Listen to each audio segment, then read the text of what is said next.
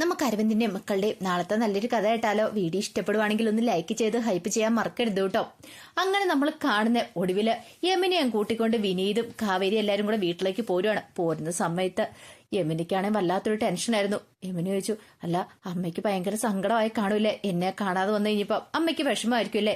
ഗംഗ പറഞ്ഞു, അത് പിന്നെ എങ്ങനെ വിഷമിക്കാതിരിക്കും? അമ്മയ്ക്ക് മാത്രമല്ല രാധമ്മയ്ക്കും എല്ലാവർക്കും സങ്കടം. അല്ല എന്നെ കാണാനില്ലെന്നുള്ള കാര്യങ്ങൾ അടുത്ത വീട്ടിലുള്ളവരെല്ലാരും അറിഞ്ഞു കാണൂല്ലേ? അവരൊക്കെ എന്നെക്കുറിച്ച് തെറ്റായ രീതിയിലായിരിക്കും അല്ലേ? കാവേരി പറഞ്ഞു, എന്തിനാ യമുന നീ ഇങ്ങനെ കാട് കയറി ചിന്തിക്കുന്നേ? അതിന്റെ കാര്യമൊന്നുമില്ല, നീ വിഷമിക്കാതിരിക്കാൻ പറഞ്ഞു. ആ സമയം വിനീത് പറഞ്ഞു, കൂടുതലൊന്നും സംഭവിച്ചില്ലോ എന്ന് പറഞ്ഞു. ഈ സമയത്ത് ചുരുണ്ടുകൂടി ഇരിക്കുന്നുണ്ട് വിശാൽ. അതിനകത്ത് വിശാലിനെ തല്ലി ഒരു പരുവാക്കി വെച്ചിരിക്കുക വിനീതും നിവിനും എല്ലാരും കൂടെ ചേർന്നിട്ട്. യമുന ഇരുന്ന് കരയുന്ന കണ്ടു കഴിഞ്ഞപ്പത്തേനും കാവേരി പറഞ്ഞു, യമുന നീ എന്തിനാ ഇങ്ങനെ കരയണേ? കരയില്ലേന്ന് പറഞ്ഞു. ഇത്തിരി ദൂരം ഇങ്ങോട്ട് വന്നു കഴിഞ്ഞപ്പത്തേനും കാർ ആ സൈഡിൽ ചേർത്ത് നിർത്തി. അങ്ങനെ യമുന പുറത്തിറങ്ങി കഴിഞ്ഞപ്പോൾ യമുനെ ആശ്വസിപ്പിക്കുകയാണ് കാവേരിയും ഗംഗയും എല്ലാരും ചേർന്നിട്ട്.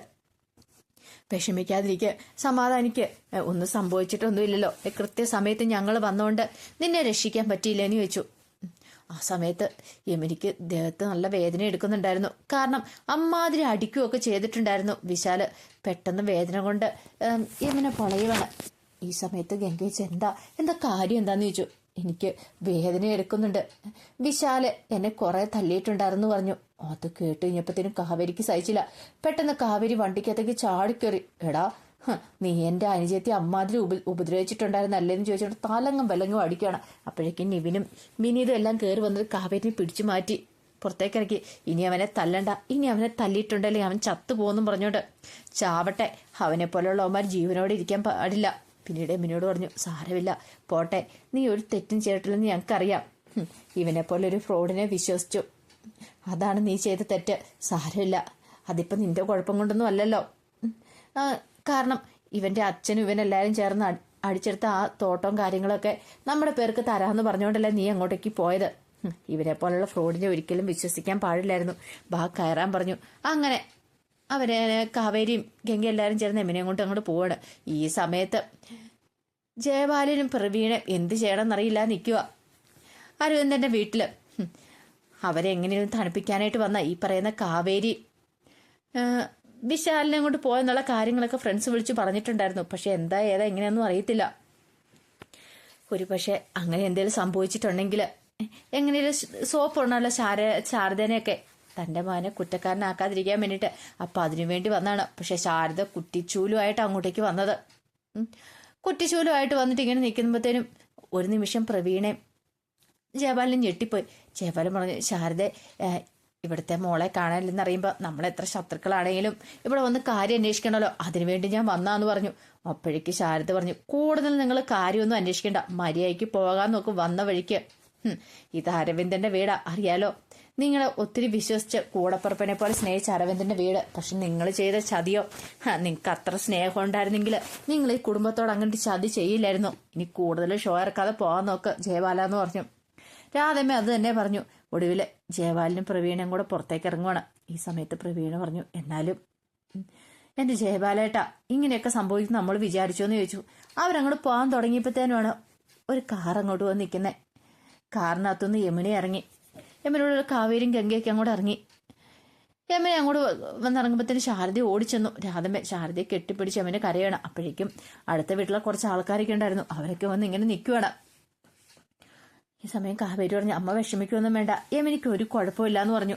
അപ്പോഴേക്കും ജയപാലൻ വന്ന് കാവേരി ഇടിച്ചു. അല്ല നീ എന്റെ മോനെ കൂട്ടിക്കൊണ്ട് പോയെന്ന് പറഞ്ഞല്ലോ, എവിടെ എന്റെ മോൻ എവിടെയെന്ന് ചോദിക്കുകയാണ്.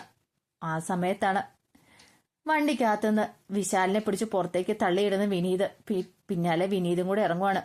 ജയപാലൻ നോക്കി കഴിഞ്ഞപ്പോഴത്തേനും മുഖത്തൊക്കെ ചതഞ്ഞ പാടുകൾ മുറികളൊക്കെ ഉണ്ട്. നല്ല രീതിയിൽ ചത കിട്ടിയിട്ടുണ്ടെന്ന് മനസ്സിലായി. എടാ നീ എന്താടാ ചെയ്തേ? എന്റെ മോനെ നീ തല്ലിയോന്ന് ഒക്കെ ചോദിച്ചുകൊണ്ട് ജയപാലൻ അങ്ങോട്ട് പാഞ്ഞു തന്നു. അപ്പോഴേക്കും വിനീത് പറഞ്ഞു, തല്ലുക മാത്രമല്ല വേണ്ടി വന്ന ഇവനെ കൊന്നേനം, അതുപോലത്തെ പരിപാടിയിൽ ഇവൻ ചെയ്തേന്ന് ചോദിച്ചു. എന്താടാ നീ പറഞ്ഞേ? എന്റെ മോന്റെ നേരെ നീ കൈ ഉയർത്തിയില്ലേ? കൈ ഉയർത്തുക മാത്രമല്ല നല്ല രീതിയിൽ കൊടുത്തിട്ടുണ്ട്. മക്കളെ ജനിപ്പിച്ചാൽ മാത്രം പോരാ, നല്ല രീതിയിൽ വളർത്താനും പഠിപ്പിക്കണം. അല്ലെങ്കിലേ ഇങ്ങനെയൊക്കെ ചില പണികൾ കിട്ടും കാർന്നോമാർക്കിട്ട്, അറിയാവോന്ന് ചോദിച്ചു. അതിന് എന്റെ മകൻ എന്ത് തെറ്റാടാ ചെയ്തേന്ന് ചോദിച്ചു. ഈ സമയത്ത് ശാരദ യമുനോട് ചോദിച്ചു, മോളെ നീ ഇത് എവിടെയായിരുന്നു, നിനക്കിത് എന്ത് പറ്റിയതായിരുന്നു? കെങ്ക പറഞ്ഞു, അവളെ വഴക്കൊന്നും പറയണ്ട, അവൾ ഒരു തെറ്റും ചെയ്തിട്ടില്ല എന്ന് പറഞ്ഞു. അപ്പോഴാണ് യമുന ആ കാര്യങ്ങൾ പറയണത്.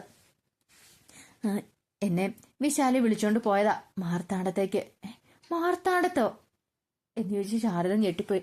അപ്പോഴേക്കും അത് കേട്ട് കഴിഞ്ഞപ്പോഴത്തേനും ജയപാലനും പ്രവീണും ഞെട്ടിപ്പോയി. അവരും പ്രതീക്ഷയില്ല. അതെ, അവിടെ വിശാലിന്റെ അച്ഛൻ വരുമെന്നും ആ തോട്ടം നമ്മുടെ പേർക്ക് തിരിച്ചെഴുതി തരുമെന്നും അല്ലെങ്കിൽ അതിന് പൈസ തരാന്നൊക്കെ പറഞ്ഞ് എന്നെ കൂട്ടിക്കൊണ്ടുപോയി. അവിടെ ചെന്ന് കഴിഞ്ഞപ്പോൾ അവന്റെ സ്വഭാവം മാറി. അവൻ എന്നെ കുറെ തല്ലുമൊക്കെ ചെയ്തമ്മേ. ഒരു രാത്രി മൊത്തം അവൻ എന്നെ അവിടെ പിടിച്ചിട്ടെന്ന് പറഞ്ഞു. അത് കേട്ടത് ശാരദയ്ക്ക് ഭ്രാന്തളകുന്ന പോലെ തോന്നി. ശാരദ നേരെ ജയപാലിന്റെ അടുത്തേക്ക് വന്നു. കേട്ടോ നിങ്ങള്, എന്റെ മോള് പറഞ്ഞത് കേട്ടോന്ന് ചോദിച്ചു. ഇത്രയ്ക്ക് ദുഷ്ടനാണോ നിങ്ങളുടെ മകന്? അതിന് മാത്രം എന്ത് തെറ്റാ ഞങ്ങൾ ചെയ്തേന്ന് ചോദിച്ചു. ജയപാലൻ പറഞ്ഞു, ശാരദ മിണ്ടരുത് നിങ്ങള്. ഇത് കേട്ടപ്പോ ജയപാലൻ പെട്ടെന്ന് വിശാലിന്റെ അടുത്തേക്ക് വന്നു. വിശാലിന്റെ അടുത്ത് എന്നിട്ട് വിശാലിനെ അടിക്കുവാണോ. എടാ നീ എന്ത് പരിപാടിയാടാ കാണിച്ചേ? കണന്തിരിവില്ലാത്ത പരിപാടിയാണോ നീ കാണിച്ചതെന്നൊക്കെ ചോദിച്ചുകൊണ്ട് കുറെ അടിക്കുവാണ്. ആൾക്കാരെല്ലാം കേട്ടോണ്ട് നിൽക്കുമല്ലേ. ഇനിയിപ്പൊ തല്ലാതെ നിവൃത്തിയില്ല ജയപാലിന്. സ്വന്തം മകനാണെങ്കിലും തല്ലിയിട്ടോ കാര്യമുള്ളൂ. അതിനേക്കാൾ ഉപരി ഇവളെ പോലെ ഓരോരുത്തരെ തട്ടിക്കൊണ്ട് പോയി എന്നൊരു ചിന്ത ഇനി എന്തൊക്കെ വരുമെന്ന് ജയപാലൻ നന്നായിട്ടറിയാം. ജയപാലൻ പറഞ്ഞു, നീ എന്ത് പരിപാടിയെ കാണിച്ച? നിനക്ക് സാമാന്യ ബോധം എന്ന് പറയുന്ന ഒന്നും ഇല്ലായിരുന്നോ? എന്ത് കാണിക്കാനടാ നീ ഇവളെയും കൊണ്ട് പോയത്? ആ സമയം കാവേരി പറഞ്ഞു, അച്ഛനും മോനും കൂടെ തമ്മിലുള്ള ഒത്തുകളിയായിരിക്കുമല്ലേ. അച്ഛൻ പറഞ്ഞിട്ടായിരിക്കും മോൻ അത് ചെയ്തല്ലേ. അനാവശ്യം പറയരുത്, ഞാൻ അങ്ങനെയൊന്നും ചെയ്തിട്ടില്ല എന്ന് പറഞ്ഞു. ആര് കണ്ടു പറഞ്ഞിട്ടില്ല എന്നൊക്കെ? എല്ലാത്തിനും കാരണം നിങ്ങളും കൂടെ ആയിരിക്കും. നിങ്ങളുടെ മോനല്ലേ ഇതല്ല ഇതിലപ്പുറവും ചെയ്യൂന്നൊക്കെ പറഞ്ഞു. അത് കേട്ട് കഴിഞ്ഞപ്പോൾ ജയപാലൻ വീണ്ടും തലങ്കം വിലങ്കം അടിക്കുമ്പോഴത്തേനും പ്രവീണ കയറി തടഞ്ഞു. ഈ സമയത്താണ് രാജേശ്വരി അങ്ങോട്ടേക്ക് വരുന്നത്. രാജേശ്വരിയും കയറി തടയുന്നുണ്ട്. ജയപാലേട്ട വേണ്ടെന്നൊക്കെ പറഞ്ഞുകൊണ്ട് ആ സമയത്ത് വിശാലിന്റെ ദേഷ്യം വന്നു. വിശാല് പറഞ്ഞു, തല്ലട്ടെ, എന്നെ അങ്ങോട്ട് തല്ലിക്കൊല്ലട്ടെ. ഞാൻ എന്തേലും ചെയ്തിട്ടുണ്ടെങ്കിൽ അത് അച്ഛന് വേണ്ടിയിട്ടാന്ന് പറഞ്ഞു. എനിക്ക് വേണ്ടിയിട്ടോ? അതെ, അച്ഛന് വേണ്ടി തന്നെയാ. അച്ഛനെ ഇൻസൾട്ട് ചെയ്യുകയല്ലേ ചെയ്തേ ഇരിക്കുന്ന കാവേരി എല്ലാരും കൂടെ ചേർന്നിട്ട്.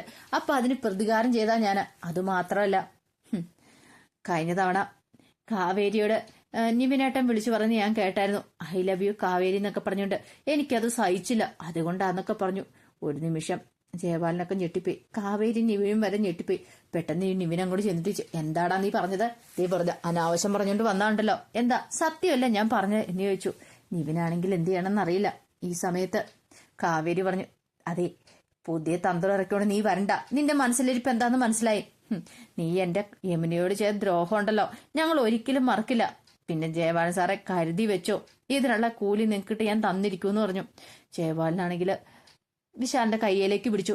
ഇങ്ങോട്ട് വാടാന്ന് പറഞ്ഞ് പിടിച്ചു വലിച്ചോണ്ട് പോവാ. ബാക്കി നിനക്കിട്ട് ഞാൻ വീട്ടിൽ ചെന്നിട്ട് തരാമെന്നും പറഞ്ഞോണ്ട്. പ്രവീണയാണെങ്കിൽ അന്തം വിട്ട് നിൽക്കുകയാണ്. പ്രവീണയ്ക്ക് എന്ത് ചെയ്യണമെന്ന് പോലും അറിയത്തില്ല. തന്റെ മകൻ ചെയ്ത് തെറ്റ. അത് മാത്രമല്ല, നാട്ടുകാരൊക്കെ കൂടി നിൽക്കുന്നുണ്ടായിരുന്നു. അവരെല്ലാം കേട്ടു. അവ യമുനെ പോലെയുള്ള ഒരു പെണ്ണിനെ കടത്തിക്കൊണ്ട് പോയി. അപ്പൊ ആ ഒരു ചിന്തയോട് കൂടി എല്ലാരും അവരെ നോക്കുന്ന പോലും അതോടെ കണ്ടു കഴിഞ്ഞപ്പോ തന്നെ സഹിക്കാൻ പറ്റുന്നുണ്ടായിരുന്നില്ല. പ്രവീണയ്ക്കൊക്കെ ജയപാലനൊക്കെ തലകുണിച്ചാണ് പോകുന്നത്. അപ്പൊ അതിന്റെ കഥകളൊക്കെയാണ് നമ്മൾ കാണുന്നത്. ആ വിശേഷങ്ങൾക്കായി നമുക്ക് എല്ലാവർക്കും കാത്തിരിക്കാട്ടോ. ഒരിക്കൽ കൂടി എല്ലാവർക്കും ശുഭദിനം നേർന്നുകൊണ്ട് നിർത്തുന്നു. നന്ദി.